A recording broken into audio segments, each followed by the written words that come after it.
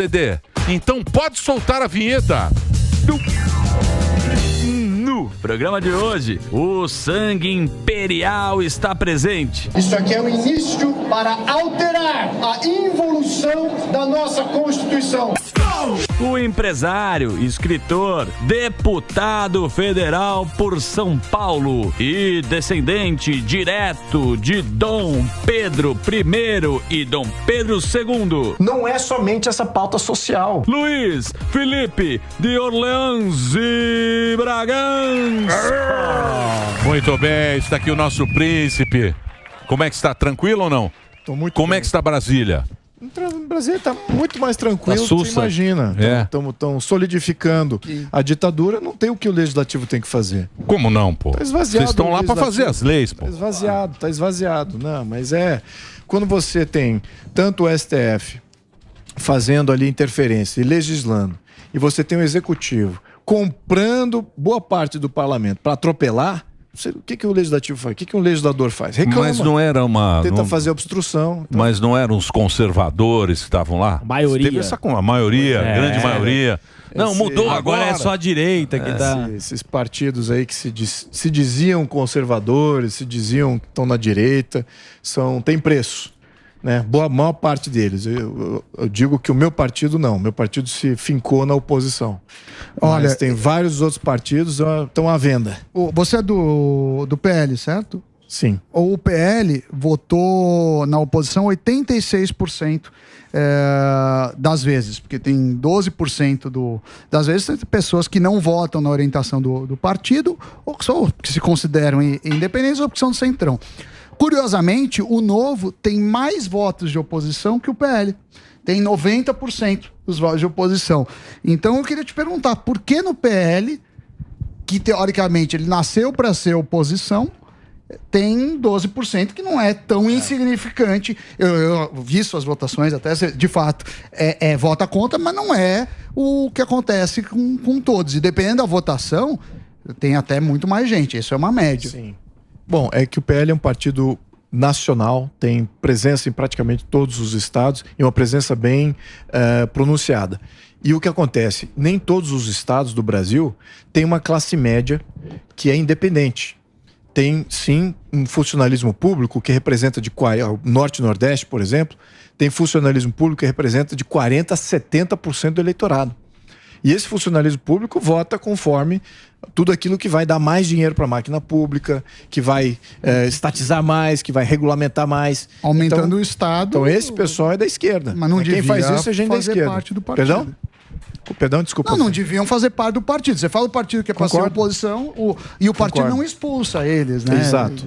Aí a dinâmica de por que expulsa, por que não expulsa, tem todas umas regras também do TSE. Não quero.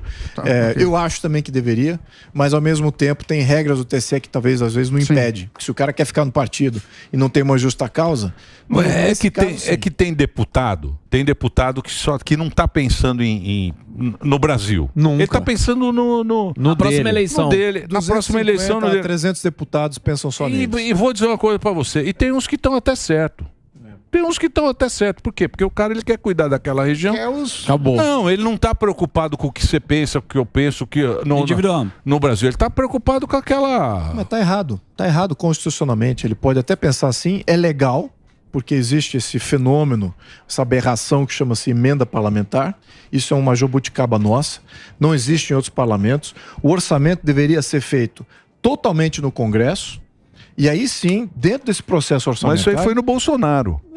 Foi no Bolsonaro. Foi para governar que bolaram isso aí. Ficou ainda uma parcela de emendas parlamentares.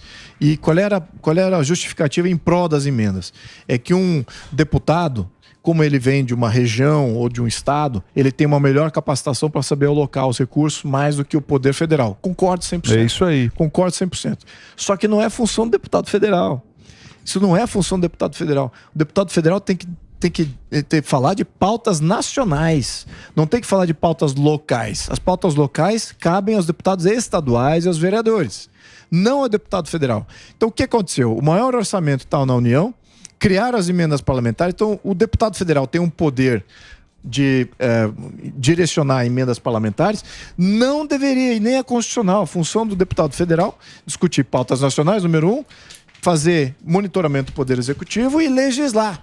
Não é fazer emenda parlamentar, fazer obra, fazer Então, mas virou um negócio, isso, né? Isso virou um negócio para a região dele. Virou uma mesa de negociação. É isso aí. Virou um caça-voto. Essa é a moeda de troca. Virou um Mas jeito de caçar votos. Mas, deputado, aí você fala, né? A pessoa que poderia fazer esse freio seria o Senado. Os senadores poderiam fazer esse freio com o STF que acaba legislando. Mas e aí? Eu até pergunto com o livro lá que o senhor tem. Por que o Brasil é um país atrasado? Isso não bom entra. Esse livro, hein? É muito bom. Isso não entra? Esse livro é bom. Põe aí na capa. Tá à venda, né, o deputado? Tá sempre à venda, tá. Esse livro é muito legal. Você trouxe aqui pra gente. De 2017 continua vendendo todo mês. Põe aí o livro dele, vende na Amazon, você pode comprar. Eles demoram muito para pôr as coisas aqui no Infelizmente está vendendo, porque o diagnóstico do problema continua, mas esse livro piorou. É muito legal esse livro, é muito bacana. Mas eu pergunto por quê? Assim, aí a gente fica refém, mas aí tem que trocar os senadores, os legisladores, tem que trocar tudo na próxima eleição. E aí chega a próxima eleição, continua a mesma coisa. Então, isso é um dos sintomas que o Brasil é um país que não evolui por conta disso também? Também, mas olha, eu digo assim, não basta só mudar as pessoas, porque o sistema se impõe. O que acontece? Você tem o Centrão, por exemplo, que eu critico toda hora. Praticamente todo pronunciamento que eu faço é contra o Centrão. Mas dentro do Centrão, você tem legisladores excelentes. Você tem ótimos antigos prefeitos que viraram deputados federais, ou governadores que viraram senadores. Então você tem pessoas capacitadas, que têm opinião, têm noção de como legislar. Só que dentro do jogo partidário, eles se vendem para as grandes composições. Eles se vendem para essa negociata que existe entre o Poder Executivo e o Legislativo. E os presidentes de Câmara, sistematicamente, Câmara e Senado, sistematicamente têm sido eleitos para fazer negociação e não para representar o Poder Legislativo. Então a capacidade de negociação deles é premiada, enquanto que a capacidade dele de defender o parlamento, defender o Congresso como um todo, isso é secundário. Você vê o Lira agora, o Lira pegou a Caixa, sim. Pouco. O filho cuida da agência que está com a Caixa, e quer mais dinheiro, ele quer mais dinheiro, claro, quer pouco, ele não aceitou. Caixa Econômica é o pudim. Sim. Todos querem botar o dedinho no pudim. Você sabe no buraquinho disso, do pudim. Você sabe disso. Mas você tem relação com ele? Vendo isso. Aproveitando o Lira, não sei como é a sua relação com ele, porque a gente acaba não entendendo muito. Não entendendo, não. A gente entende bem essa relação. Ele ventilou que você seria um possível candidato à presidência da República. Isso é verdade? Procede? Você está disposto? Ele, da República, eu sou político. Eu vou fazer aquilo que me cabe fazer dentro das minhas capacidades, dentro daquilo que a população quer. Eu não me coloquei à disposição para ser candidato à presidência de absolutamente nada. O que eu pontuei agora dentro do partido, isso sim. Eu pontuei que nós, PL, o Partido Liberal, precisa ter um candidato próprio para a presidência da Câmara. Eu acredito que a presidência de Câmara e presidência de Senado são muito mais importantes do que até a própria presidência da República. Nessa última eleição, parece que o partido, que o próprio PL, meio que se colocou ali e a sua candidatura para a presidência da Câmara não foi para frente. Por qual motivo? Bom, aí que tá. O acordo que houve entre o presidente Valdemar e o Lira precede a eleição e precede também a vontade dos deputados se colocarem como presidente de Câmara. Então, daí foi uma honradez entre o Lira e o Valdemar em honrar um acordo que aconteceu antes da gente ter levantado a ideia. Quem não tem como ir contra o partido. Exato. Então ele falou, olha, eu concordo, eles até me lembro da conversa com o Valdemar, ele falou não, concordo que seria bom a gente ter um candidato nosso, entendo que a gente é uma bancada, entendo que seria necessário para a militância ter o nosso candidato. Isso eu estou falando há um ano atrás, que elegeu o Lira. No entanto, eu dei minha palavra. Então, eu dei minha palavra, eu vou seguir com ela e não gostaria que tivesse nenhum candidato do nosso partido surgindo aí para bascular tudo aquilo que já foi acordado. Então, eu entendi. Não vou dizer que eu concordo, mas eu entendi.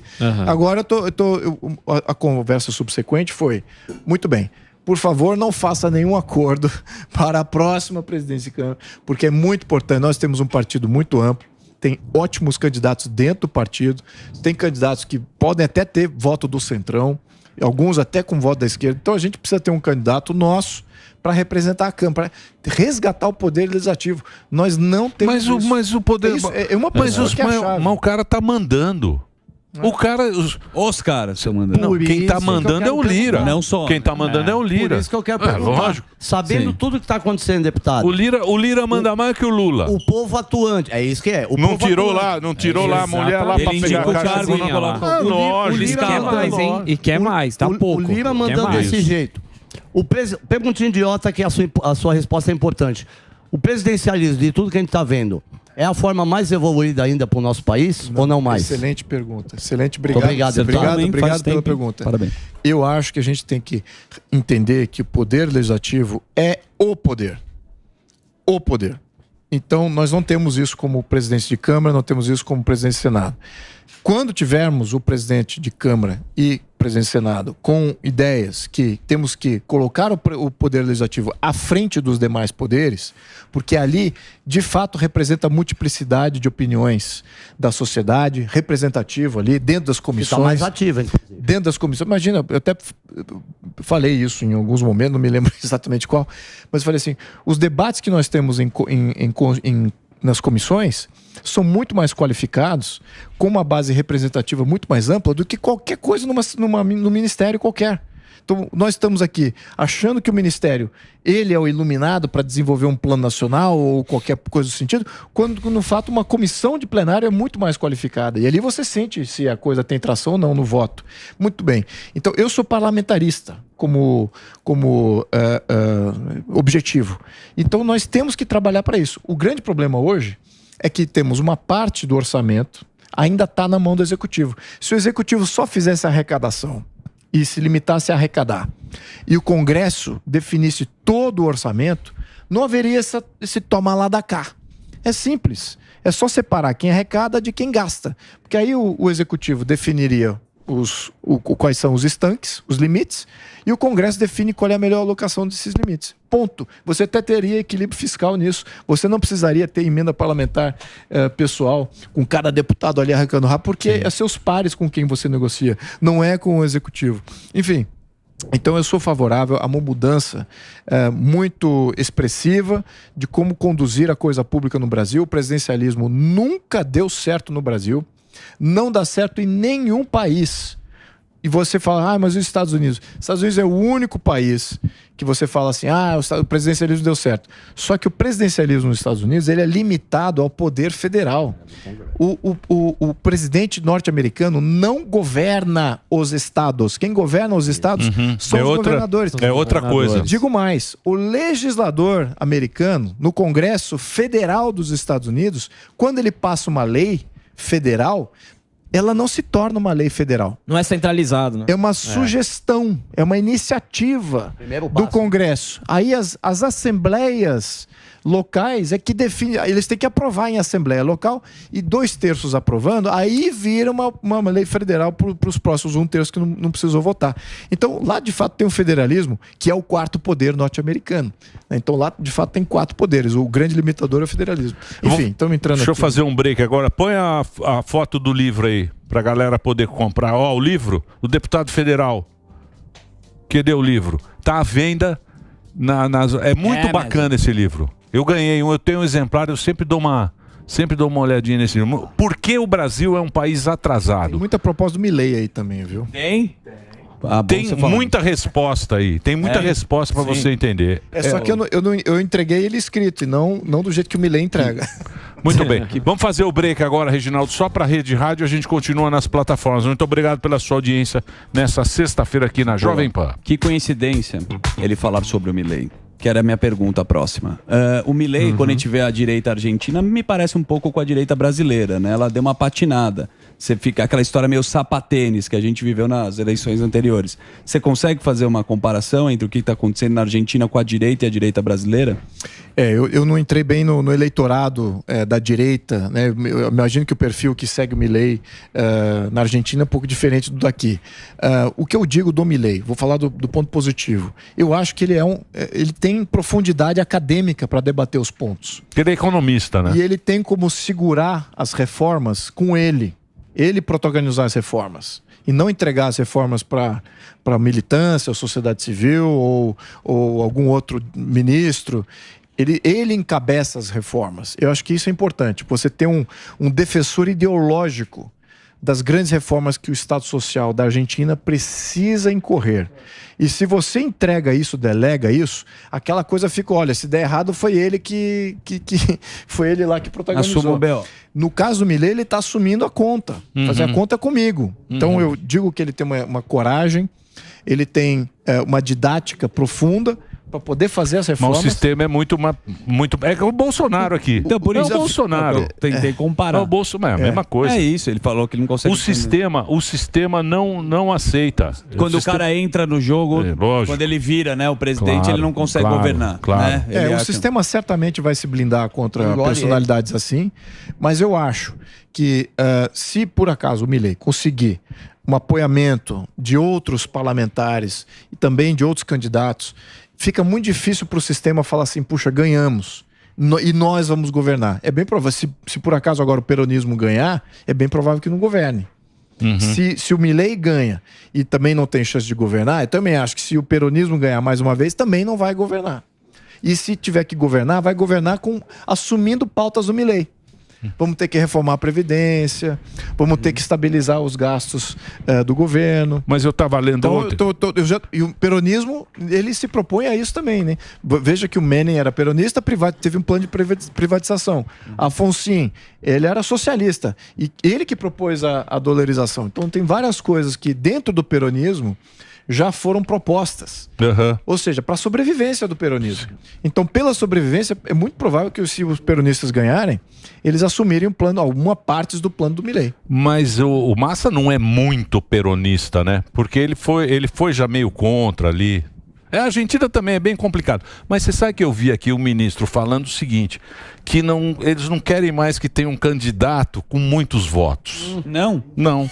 Por quê? Muito poder. Por que não pode? Ele falou assim, não é muito poder para uma pessoa só, não podemos deixar... Meio poder. Eu não entendo essa democracia. 50 candidatos. Eu não entendi isso. Você entendeu isso, Não, deputado? Não eu não consegui entender isso. Não entendi. Eu não confio em nada do peronismo. O peronismo nada mais é do que nacional-socialismo. Nacional-socialismo foi o nazismo na Alemanha, é o petismo aqui no Brasil. Então nós temos que desvencilhar disso. É uma máquina pública gigantesca, com várias oligarquias, penduricalhos dessa máquina pública.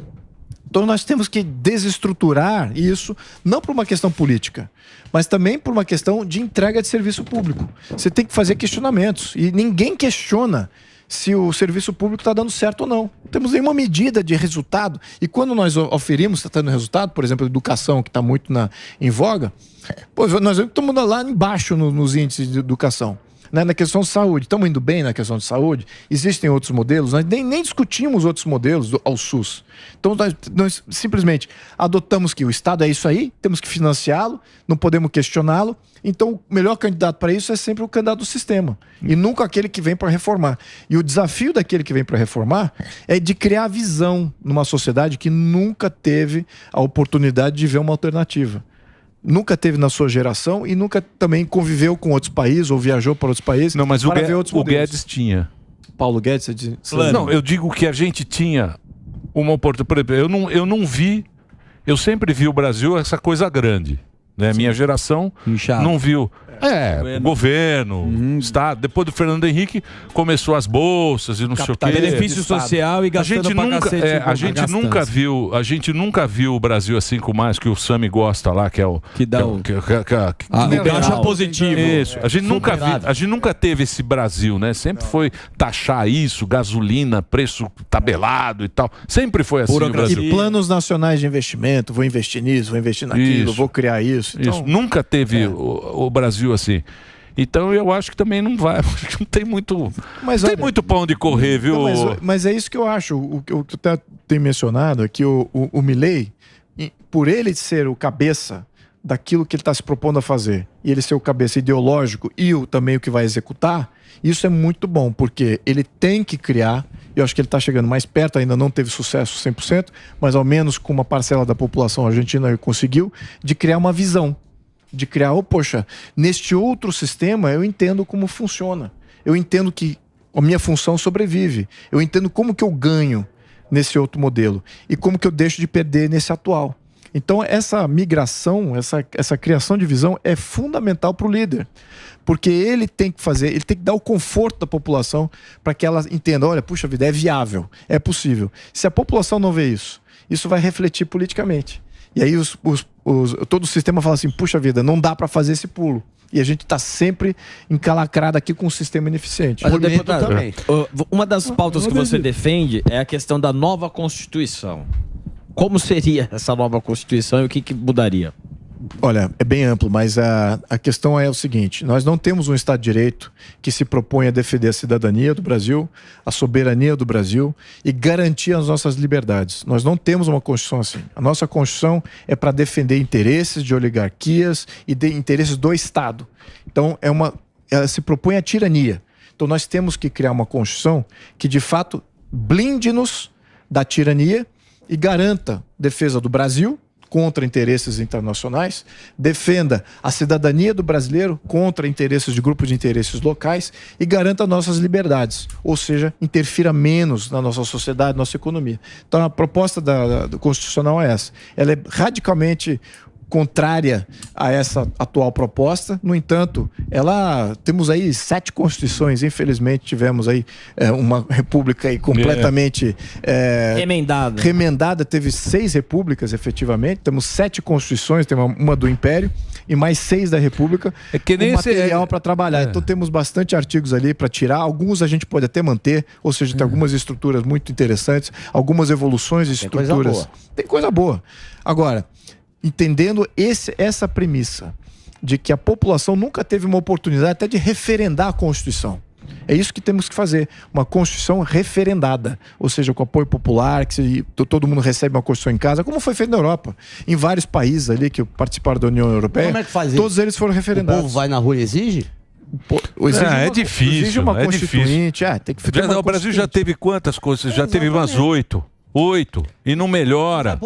Porque é que nem um imposto. Esse imposto único aí do Haddad não é um imposto, são 6. Exato. É que é tudo misturado. O nome é único. O imposto único. 6. Eles enganam. Esses caras, que a gente é burro. Exato. O brasileiro Eles fazem nomes bonitos. é um canavial de otários. Bem plantado. Nós fazemos parte. Imagine um canavial Grande, hein? de otários. Somos nós. Então o cara fala, agora vai ter um imposto único. Quando você começa a olhar o imposto único, você vê que tem 6 impostos. Mas o nome é único. Colocados no único. Aí você fala, não, O único parece um. olha que porque fantástico o governo. Agora eles têm é só um imposto. Ajudar o povo. Não é um imposto, É 6 em 1. É que nem essa Constituição. É o Imagine do John Lennon. Sim. Quando você vai colocar em prática, quando você vai colocar em prática, nada funciona. Com a quinta sinfonia do Beethoven, que é aquela da morte. É ruim. É ruim. Ali no Titanic. É tudo ruim. Pegando carona nessa questão aí que o Emílio levantou, a gente pode hoje, assim, bater o martelo e falar que o governo, ele tá refém do Centrão, porque cada vez mais eles estão conseguindo entrar da forma que eles bem querem, né? Porque a gente, num primeiro momento, falou assim, não, vai ser difícil, um ou outro vai conseguir alguma coisinha, e a gente tá vendo que essa questão tá indo bem rápida. E principalmente pro próximo ano, onde tem essa questão das taxas, dos impostos e tudo mais, talvez o Haddad seja uma cabeça que possa cair também? Interrogação. Eu não vejo o Haddad como ministro da Economia, desculpa. Eu vejo ele o ministro da Arrecadação. E as propostas que foram feitas, tributárias, não são para você estimular a economia ou deixar a economia mais simples, nada disso. É simplesmente para arrecadar mais. A mando de alguém. Exato. Então eles têm lá um plano espúrio de um grupo radical que assumiu o poder executivo. Esse plano espúrio está sendo empurrado, goela abaixo do legislativo, através do Centrão. O Centrão, se colocasse a voto sem esse tomar lá da cá, Sim. o Centrão votaria contra o plano. Mas como houve tomar lá da cá, houve ministério, houve lá um estatal, então vamos aprovar e vamos lembrar. Todas as grandes tomar lá da cá que ocorreram do final da última legislatura até agora, todas elas foram por questões tributárias. Todas. Significa que o atual governo tem um plano espúrio, radical, para ele de arrecadação, é só para ele, não é para a população, não é para melhorar Sim, o empresariado, não é para desafogar não o tem sistema plano, tributário. não tem plano. Não é nada Pra ele gastar, pra ele gastar. É só arrecadar e controle, efetivamente, para ele ter o controle total do sistema tributário, que é muito mais perigoso. Agora você viu, porque o problema também é que a imprensa passa um pano gostoso. Mas até quando, hein? Porra, É um bandeirão, não é um pano, você acha não é que vai pano, é isso? um encerado. Aquele bandeirão do Flamengo. Você acha que vai? Por exemplo, o Haddad falou, tem até uma coluna, acho que era o Estadão que eu estava lendo, e falando assim, olha, o Haddad falou, ele errou em ter falado, porque ele falou o seguinte, que 60 bi é muito pouco. Por o cara vai arrecadar mais 60 bi. Aí ele falou, não, 60 bi é muito pouco, aí a coluna falou, não, ele foi mal ter colocado dessa maneira. Foi um tropeço. Leve, então, quer dizer, os caras estão fazendo, a gente está engolindo, porque agora estão taxando. Estão taxando o super rico, que eles inventam lá também, o super rico. O cara que tem 600 mil, o cara que tem 600 mil e ganha 6 mil numa aplicação, ele já é super rico. Você tem 600 mil reais. Sim. O cara, a vida inteira dele, ele ficou guardando para ter 600 mil lá no plano. Ele pega 6 mil por mês, ele é super rico, Samidana. Você que é super rico. Ele é super Aí ele taxa o super rico. Ele taxa o super rico, que é o cara que tem 600 pau na poupança e ganha 6 mil. Ele é super rico. E taxa o cara que vai comprar na Shopee uma camisa na caneca na Shopee de $50. Um rodo na Shopee. Porra, que isso? Você tá lá. Você tá lá e você é responsável. Votou a favor nenhum. Você também é responsável. É nosso príncipe. Você acredita? E o Brasil de continua cavalo. andando. A gente continua aqui. Sextou. Eu sou responsável por não convencer os meus colegas bem o bastante da posição contrária. Então isso sim, eu sou limitado em não conseguir a influência que eu deveria ter nessas questões. E muitos deles, infelizmente, estão aí no jogo. Mas olha, lembrando aqui, ele aumentou a arrecadação, está aumentando sim a arrecadação em tudo quanto é lado, está até legalizando alguns setores para poder arrecadar em cima desses setores que nem existem efetivamente ainda. E o que acontece? A arrecadação está caindo. Sim. Esse aqui é o lado prático. Né? A arrecadação está caindo. É fácil. Então, ou seja, ele não entendeu as mensagens do Paulo Guedes, aí voltando aqui ao tema do Paulo Guedes, ele não entendeu o aprendizado do Paulo Guedes, que é diminuindo a tributação que você aumenta a arrecadação. O efeito é exatamente o contrário. E gastando menos também, gastando né? menos, Tem que equilibrando conta, diminuindo a arrecadação, você vai aumentar a arrecadação. Diminuindo alíquotas em setores específicos, sobretudo setores que têm multiplicação de efeito inflacionário, como por exemplo a questão dos combustíveis, que o Paulo Guedes foi excelente. Em vez de mexer nos juros, vamos aumentar juros para evitar a inflação e tal. O que ele fez? Vamos abaixar os tributos no combustível. Isso tem um efeito deflacionário e não foi necessário você aumentar juros. Então é brilhante essas saídas. Agora, quando você tem um economista de fato, como sendo o ministro da Economia, aí sim você começa a projetar esse tipo de possibilidade. Agora, quando você tem uma pessoa que está lá, que é politicamente indicada, não entende nada de economia e tem que só escutar o pessoal da Receita, que é só arrecadação, você tem um ministro de arrecadação. É isso que nós temos. Porque não tem plano, né? Não tem plano. O Guedes planejava a moeda. Não tem plano. É uma coisa mais difícil plano de fazer. É arrecadar pra cacete e gastar que nem Eu maluco. sei, mas não tem um plano. É o que a gente está falando. Pô, não tem o Plano Brasil. de governo. Não. Fala, qual é o plano do Brasil? Qual é? Manter quem tá por mais 30 anos. Sim, é a carreta furacão empregada. Dá mais ministério a príncipe, empregar. Não é todo dia que a gente tá ao lado de um príncipe, só pra dar quebrar um clima. Não fica com brincadeirinha, não. senhor Não fica com brincadeirinha Mas ele não e tá com brincando, intimidade, não. não. Respeita aqui o deputado. aí, Zé Carioca. Vai lá, princeso. Uma pergunta curiosa, porque não Boquinha de chega espada. às crianças. Família imperial, algo de sua família que foi escrito nos livros de história que não condizem com a verdade? Praticamente, tem muita coisa. É mesmo? Muita coisa, sim. Muita coisa. Bom, eu teria vários programas aqui para citar, mas eu acho que o comentário geral que eu falo aqui tem críticas. Eu já vi narrativas exatamente ao contrário. Por exemplo, falando que a Princesa Isabel era escravocrata. Já escutei isso de professores, já escutei isso de historiadores, de narrativas de políticos. Falei, como é Vai que pros pode? livros, né? Como é que pode um negócio desse? Tá certo? Depois tem todos os deboches que aconteciam em torno de João VI, por exemplo. João VI foi um grande planejador. Porra, foi Pelé. Montou o Brasil com pouco dinheiro. Imagina, Nada, aqui a gente com praticamente. muito dinheiro erra. Ele com pouco dinheiro acertou. Os caras acham que Dom Pedro morou lá no Ipiranga? Fala que o Dom Pedro era uma pessoa mal educada. O Dom Pedro era educadíssimo. Tinha uma educação de primeira. É que além de. Mas que ele era molecão, né? Ele era Pegou molecão. várias também. Não, ele era molecão. Várias mulheres. Sim. Molecão. Mas falando em história... Também, não vamos negar Você- os lados negativos.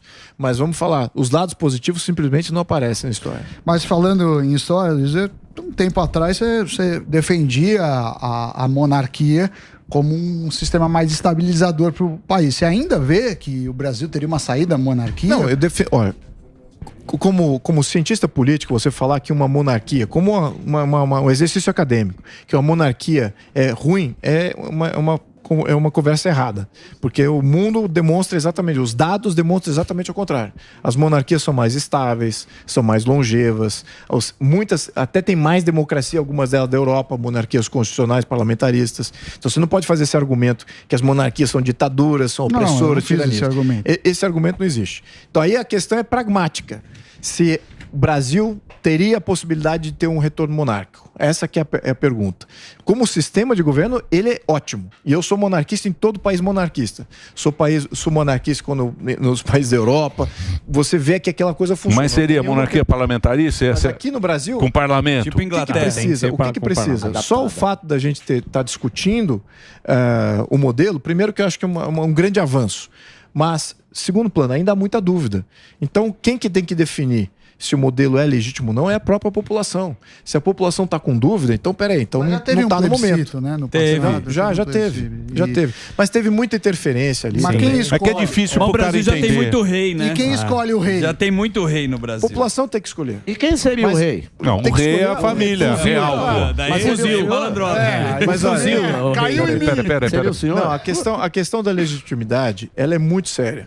A questão de legitimidade é o que define exatamente como é que você vai se portar e como é que você vai se projetar no mundo.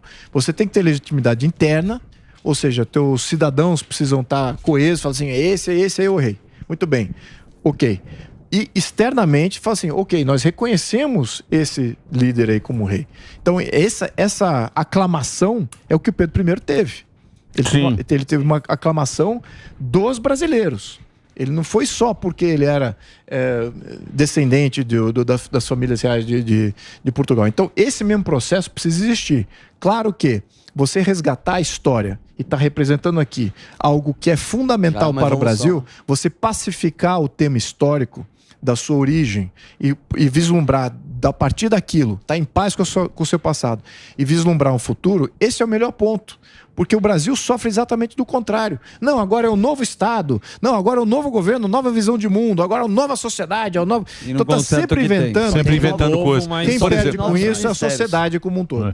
Por exemplo, foi um golpe, né? Deram o golpe no Pedro II. Pedro II foi um golpe, mas não teve nada. Os caras bolaram, tanto é que mandaram ele embora de madrugada. Sim. Porque eles falaram, se esse cara não sair, o povo nem sabia que tinha caído o regime. Mandaram ele de navio de madrugada, falou, ó, tem que mandar o cara embora, porque se ele ficar aqui, o povo não vai aceitar. Não teve um tiro, não teve nada, ele foi embora, mas eu acho que ele foi também, porque ele não acreditava muito mais na... Você acha que ele acreditava na... já estava desgostoso. Ou era filha, ou era filho. Já tinha sido traído. Porque aí era a Princesa Isabel, né? Ele já estava deprimido há muito tempo, em função de ter perdido um filho. Então ele estava vendo que as viabilidades de você ter a filha dele como reinante dentro do contexto do Brasil, em termos de quem formava de fato a política, lembrando, não era uma ditadura. Então ele tinha que compartilhar poder. Sim. Quem tinha o poder de fato era o parlamento. Né? O parlamento e o presidente do Conselho de Ministros. Então, como ele entendia aquela dinâmica toda e como a Princesa Isabel tinha feito o fim da escravatura, né? Passou a Lei Áurea. Fez passar a Lei Áurea. Isso antagonizou ela com muito dessa base. Aquilo de fato falou, puxa vida, será que vale a pena eu lutar para depois eu colocar minha filha em risco? Esse é um dos aspectos. Mas também o outro aspecto é, poxa, vai ter brasileiro derramando sangue de brasileiro por minha conta. Então ele também pensou nesse lado de guerra civil, de ter um levante da Marinha contra uma parcela do Exército. Lembra, não foi todo o Exército, foi uma parcela do Exército. Mas toda a Marinha era muito. A Marinha na época era muito maior do que o Exército. Tanto é que você pegar o livro, você pega o livro de história que a gente aprendeu na escola. Nossa. Quem é o herói do Brasil depois do Pedro II? É o Tiradentes. Sim. O Tiradentes é 100 anos antes. Pegaram o Tiradentes porque os negros não tinham outro cara. Não tinha nome. Não tinha um herói, não teve um herói. O Tiradentes nem existe desse jeito que Não, contaram. pera. Nem Pegaram o existe, Tiradentes, nem pegaram o Tiradentes em 1700. Pularam 100 anos. Pularam os 100 anos, fala, pega o Tiradentes lá. Escolhe Quem que ele. nós podemos... Nosso confidente. Tiradentes. Então o Brasil, bicho, é um bagulho é uma desorganizado. história, É um canaviado. é bem zoado. Como a gente não vai ter monarquia aqui? Mas o Pedro II foi uma figura muito muito importante, muito importante, muito legal a história. Não vai ser amanhã que vamos restaurar a monarquia, tá? E como não temos coroa aqui... Sim, mas eu acho que historicamente, pô, tem um museu aí. Porra, esse museu tá bonito, hein? Piranga, pô. Tá lindo. Muito legal o museu do Piranga. Historicamente, o que a gente tem hoje é um monte de José do Patrocínio. Uma dica. São 3 mil itens, Emílio, que tem lá. Uma dica para você é visitar. É que é difícil você arrumar o horário. O horário. Não tá. É difícil arrumar o horário. Mas o Fuzil foi lá e fez uma matéria bonita. Mas ninguém quer saber. Ele deu o grito. Calma, Fuzil. Você já fez a sua parte do programa. É com ele. Eu sei. Você já brilhou. Calma. Calma. Você vai pra rua amanhã. Museu do Ipiroca ele vai fazer. Então vá no Museu do Ipiranga para você conhecer um pouco a história. A história ficou muito bonito. Ficou bacana. Ficou bem legal. Ficou muito bonito. E agora, essa questão que você falou, putz, é muita gente, não pode entrar no site lá, dá pra se inscrever legal. Tipo, no máximo de uma semana pra outra dá pra curtir. Mas não é chegar. Tá não é chegar, é de uma semana pra outra. Eu gosto de ir chegar. Não, e agora entrar. Você quer dar carteirada, tá mas bom. não é assim que, mas depois vocês dão mais dicas culturais. Eu queria falar sobre a Prefeitura de São Paulo. Boa pergunta. Prefeitura de São Paulo. É um bom termômetro pra política Boa brasileira. pergunta, Zuzi. O negócio é o seguinte. Nós tem um embate do Salles, você sabe muito bem. Sim. Nunes, Van Garten em São Paulo. O que você acha da prefeitura? O meu candidato é o Salles. Eu acho que o Salles tem, não só ele conhece a cidade de São Paulo, tem um compromisso e as tartarugas? Pessoal, histórico até dele. E o incêndio na Amazônia. Tanto de tartaruga tá pegando fogo até hoje. As girafas que ele sacrificou lá no Amazonas. Mas o Salles vai sair no final? Eu espero que saia, que ele encontre o caminho em algum partido para sair como candidato. Mas não divide? Não vai dividir? Não vai dividir. Dividir com quem? Com o Nunes? Não tem como dividir. O Nunes tem a máquina. O Nunes tem a máquina. O Nunes está com o Van Garten também, possivelmente. Pode ser, mas eu acho que eu não quero especular no que poderia ser o resultado eleitoral. Certo. O que eu quero dizer é o seguinte: existe uma parcela não representada de cidadãos que não quer ver mais esse tipo de liderança e não quer ver a liderança da esquerda tomar conta do terceiro maior orçamento da América Latina. Aliás, a cidade mais importante do Hemisfério Sul. Então, mas aí o Boulos leva. O Boulos estava com a bandeira do Hamas, aí pegou mal. Não divide com ninguém. Pegou mal. Pegou mal. Toda, tudo com Só ele. divide o apartamento. Só dos outros. A direita, o deputado, a direita tem esse problema, né? É uma vaidade que tem lá. Sim, não é melhor que é o muito outro. ego. Ué. Muito Aí divide, aí o Boulos entra, aí vai ser uma beleza. Então, mas a linha de raciocínio, com todo respeito de colocar o Salles, que por enquanto ele tá fora do baralho, tá pensar ano que vem, né? Sim. Difícil. Pois é, mas eu acho que a direita não tem candidato, o que eu acho uma aberração maior. Em termos de eleitorais, a direita teve venceu nas últimas eleições. E essa direita não está sendo representada na maior cidade do Brasil. Diz que é o Kim Kataguiri. Não, ele falou que ele é... Você dá risada? Não, eu sei. O Kim Kataguiri diz que ele vai representar a direita. Mas é o Kim Kataguiri. Tem outra... Ele é a direita. É mais fácil entrar o Datena que o Salles. Você já recebeu proposta para a Prefeitura de São Paulo? Não recebi de nenhum partido, não. O Zuzu vai fazer agora. Não, eu não iria para prefeito. Eu tenho uma missão legislativa, eu acho muito importante nós termos fundamentação jurídica para poder mudar os sistemas e não precisar ficar se preocupando com quem é que vai ser eleito. Esse que é o grande problema. Bom, entendi. Então, isso é mudança legislativa. Você tá animado ou não? A turma aqui não tá muito animada. Mas olha que eu sou a minha alegria no... A gente tem que... A alegria do Latrinca. O Sami tá triste. Eu digo que, pô, que o barco tá meio que à deriva, né? O barco tá à deriva. Não sei se tá afundado. Tá afundado. A gente falou, é o violino do Titanic. As decisões que nós tomamos lá na questão tributária, isso você não resgata em poucos meses de votação. Isso requer toda uma remobilização para fazer todo um desencadeamento para um sistema contrário. E esses sistemas tributários que estão aprovando aí é um absurdo. É um absurdo. O calabouço fiscal, a reforma tributária que eles estão colocando, a questão do CARF, tudo isso agora, a tributação dos mais ricos. Você está tornando o país econômica, o ecossistema de negócio no país, que já era difícil, vai ficar muito, muito pior. Muito pior. Não é agora os impactos, esse tem uma cadência disso. Então, já estou olhando para frente, muitos daqueles que investem, fazem, acontecem. Não vão fazer mais. Já pararam de investir. Eles investem só o mínimo necessário para manter os seus negócios, manter o padrão. Mas quando você investe, você está pensando muito além do que um ano. Você está pensando em 2, 3, 4, 5 anos à frente. E nós estamos vendo crise aí avizinhando talvez no ano que vem. Né? Então, o que está segurando o Brasil? Acho que já vai ter recessão esse ano, né? Pois é, se a arrecadação está caindo, aí que está. Os dados não faz muito sentido. Todo mundo fala que está indo bem, que está melhorando a situação, que isso, que aquilo. Mas peraí, se a arrecadação está caindo, significa que a atividade econômica está caindo. Então, semana passada saiu. Ou a sonegação está explodindo também. Semana passada saiu o dado que a prévia do PIB, que é o IBCBR, está retraindo. Que o PIB está retraindo. E a gente vai ver uma piora. E Sam, um agravamento. Você entende muito bem.